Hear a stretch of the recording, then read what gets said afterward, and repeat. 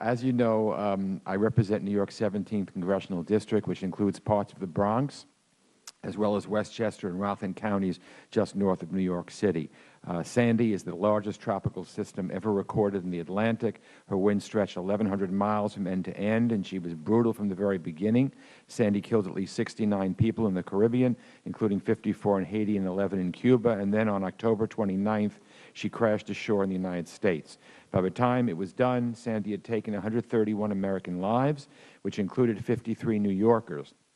In just the New York City region, Madam Chair, which you know well, 305,000 homes were destroyed or damaged, 2.4 million residents lost power, our transit system carrying more than 8 million daily riders was forced to shut down, 37 healthcare facilities housing more than 6,000 patients were forced to evacuate, 2,000 miles of roads were damaged, and 11 tunnels were flooded. Total economic losses from Sandy have climbed up over $70 billion and are still accumulating.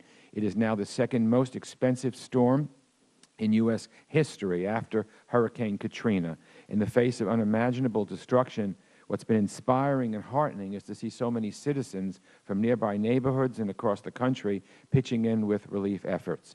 FEMA's work has been admirable. More than 231,000 New Yorkers have contacted FEMA, and nearly $680 million in assistance has been approved.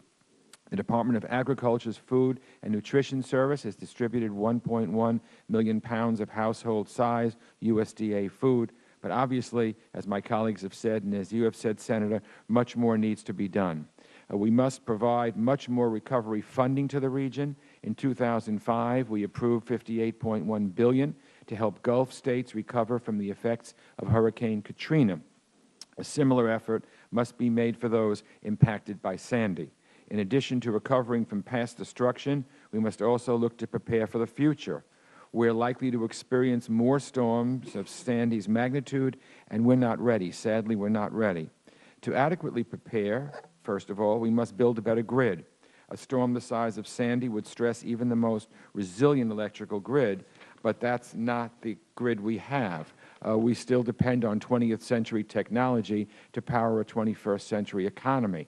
We must also bury power lines. Just 18% of U.S. distribution lines are underground, and burying them could make a tremendous difference. Some of my constituents in Scarsdale and Rye and Larchmont had to wait 2 and 3 weeks before they could get power. This is unacceptable. We must continue to fully fund FEMA and review its practices to make sure it's performing as efficiently and effectively as possible. We must build better infrastructure. America spends just 2.4% of its economy on infrastructure, compared with 5% in Europe and 9% in China. If we are to have a 21st century economy and live in the real world, this 2.4% is not sustainable and not acceptable. We must also accelerate replacement of natural gas pipelines. During Sandy, leaking gas fueled hundreds of fires, including blazes that destroyed hundreds of homes. And finally, as you've mentioned so eloquently, Senator, we must stop ignoring climate change. I serve on the House Energy and Commerce Committee, and the science is clear. Cutting carbon emissions over the long term is key to reducing the risks from extreme weather.